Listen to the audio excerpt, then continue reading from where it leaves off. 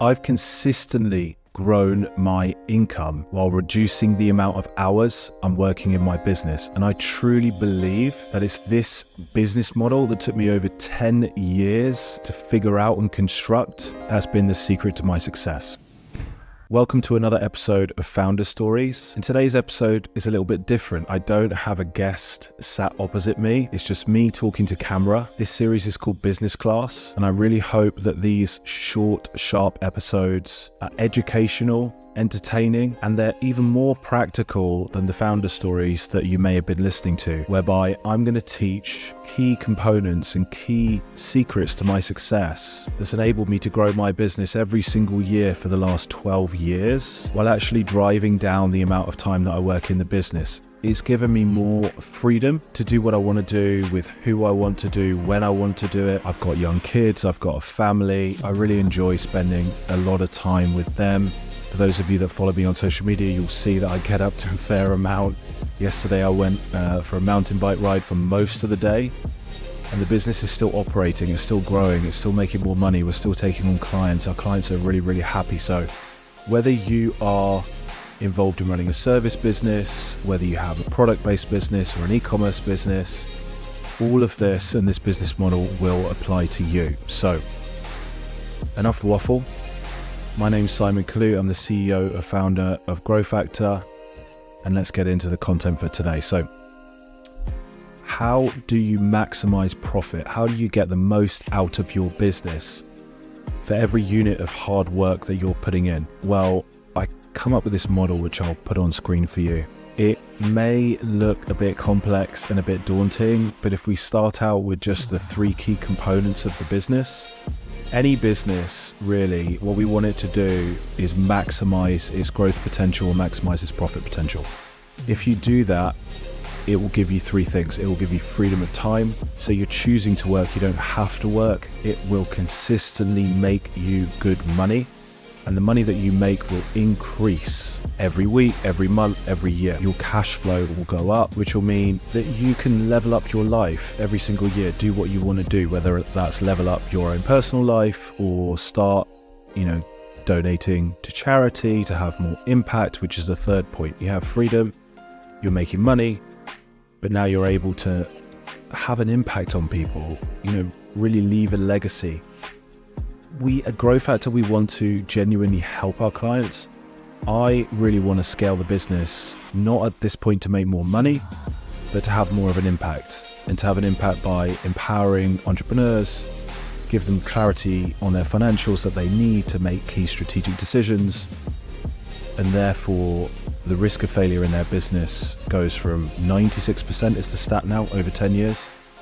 Growth Factor clients is 0.5%, so give them much more of a chance of staying in business, but also give them much more of a chance of being successful. We know as entrepreneurs, for me, it wasn't always like this. I wasn't always working 20 hours a week. For the first 10 years, I probably worked 60 or 70 hours a week. I worked super hard. I worked on the weekends. I got up at 4:30 in the morning. I worked before the kids woke up.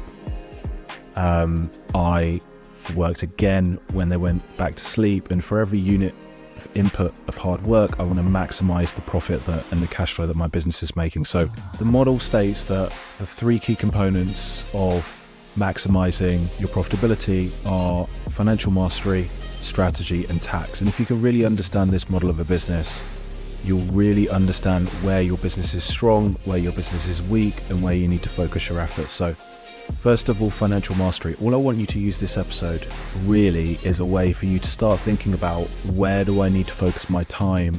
Where are the risks? Where am I avoiding where I should be paying attention? And where do I maybe need to focus the next quarter, the next year, to really have a much more well-rounded business?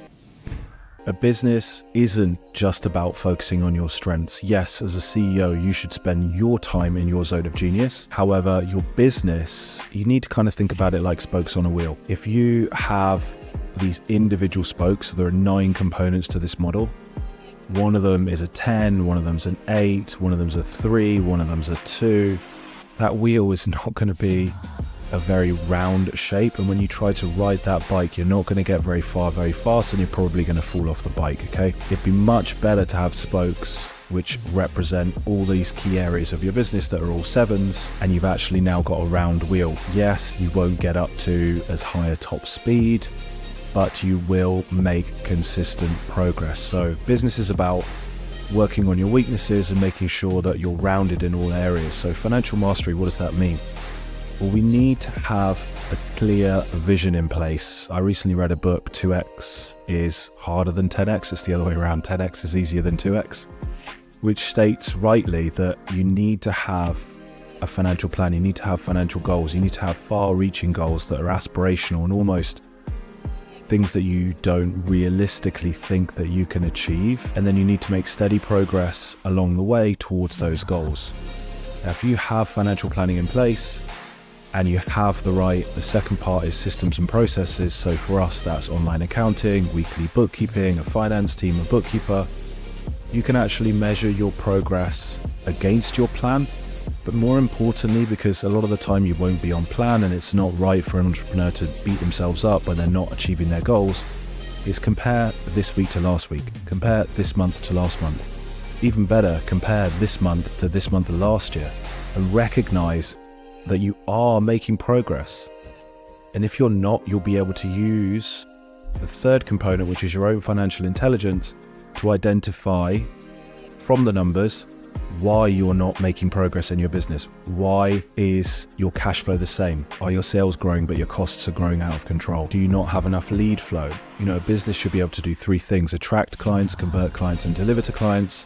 And by looking at the numbers, you'll be able to clearly see where the issues lie if you're not growing. One of the big mistakes in this area that I've made and we've made with clients is consistently focusing on measuring financial progress against your plan or your long-term vision. As I said, that can result a lot of the time in you just feeling bad as an entrepreneur. You're all the time beating yourself up because you're not quite on plan, and then you'll make different decisions. You'll make much more short-term decisions to get back on plan. Whereas it's definitely right to have a long-term financial vision and financial goals, but you should really compare your progress against the past.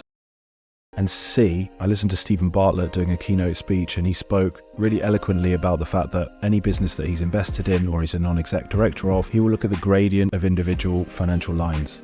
So if we draw out your cash flow line along the same gradient as it is now, the growth curve of that line, where will it end up in 1 year, 5 years, 10 years? That's what he's really concerned about. Is this business growing? Is it stagnant? Is it declining? So financial mastery is the number 1 area, guys, that you should focus. The only reason that really businesses fail is a lack of understanding of finances from the business owner themselves, and that's you. So you need to take ownership, but you don't have to do it yourself. Get yourself a great accountant, have your bookkeeper, have your accountant, have your tax advisor all in the same place. As soon as you can, hire a virtual CFO, so you're having regular meetings every month or every quarter, and you're reviewing your finances with someone outside of your business, and they're going to give you an honest and forthright opinion of where the risks and opportunities in your business lie. Second part is strategy.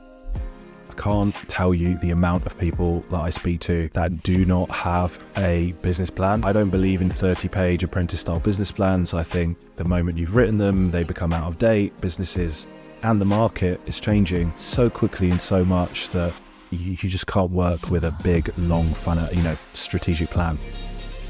We have a system at Growth Factor where we help our clients create a strategic plan on 1 page. Okay, just 1 page.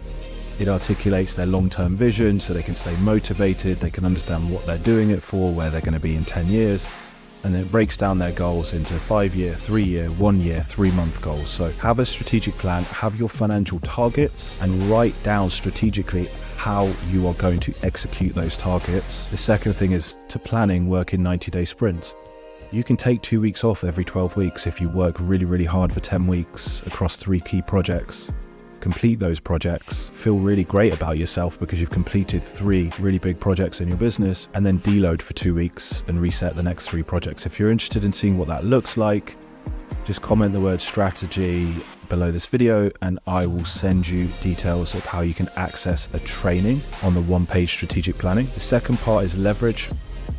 As soon as you can, there's a really great book on who, not how. Talks about business owners that try to do everything themselves as their business grows, become the roadblock in their own business's growth. You want to hire the right who's as soon as possible, and leverage means not just leaving them to it, but having a system to leverage what you want to get done to them, and without managing them, but without leaving them totally on their own, have a system to support them, but allow them to make their own decisions along the way. And the third part is operate. How do you operate your business? Read another great book on this that I'd recommend called Traction, and the prequel to that is Rocket Fuel, which talks about identifying whether you're a visionary or an integrator. If you're a visionary, which is usually the case as a CEO, when you're under 100K in sales, you're probably going to have to do everything yourself. You're going to have to be visionary, you're going to have to be integrator, you're going to have to be credit control, you're going to have to be marketer, you're going to have to be salesperson. But as soon as you can, you want to get back into your zone of genius. So for me right now, I love creating content. I love taking my knowledge that I've built up over the last 15 years and creating videos like this. So whether someone becomes a Growth Factor client or not, they can watch this, they can take education from it, and they can improve their chances of their business being successful. I don't want to get involved in bookkeeping or filing tax returns, chasing for payment from clients, or paying bills. I have built a team over a number of years to do all of those things for you. So work out what your zone of genius is. Have a look at online the difference between a visionary and an integrator. Try to understand what you are. You're probably the visionary. And think really quickly about hiring a VA would be the first hire. Hiring people underneath you to do the client work, or to help if you're in e-commerce, for example, there's not specific service level client work to do the day-to-day. And who's going to be your integrator? Who's going to work with you as your COO, your chief operating officer? And last part is tax. 96%, well actually 99% I think now of the second opinion tax reviews that we do at Business Mastery find overpaid tax. So what we do at Business Mastery is we have a physical desk. We sit there, and Tony wants people who come to that event to have the ability to bring their accounts and their tax returns, if they're from the UK, put them down on our desk, and we have 15 minutes to try and find all the areas that they're overpaying tax. So you can imagine over the last 6 or 7 years, through a combination of using software which has artificial intelligence and just our own understanding, we've been able to create a checklist to identify the main areas where people overpay tax.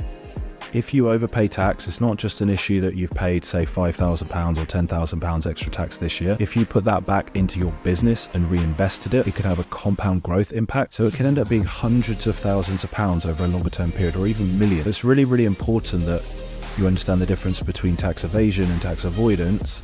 Avoidance is just utilizing the deductions that HMRC puts there for us. They are there for us to deduct against our profits. We want to minimize our taxes and maximize our deductions so that we maximize our cash flow and we can reinvest back into the growth of our business. The tax is about maximizing deductions, having a longer term tax strategy based on what you're doing in your business, and thinking about global tactics, which means if you're in the UK, is there an opportunity for you to move some of your business or some of your trade to somewhere outside of the UK which has a lower tax jurisdiction?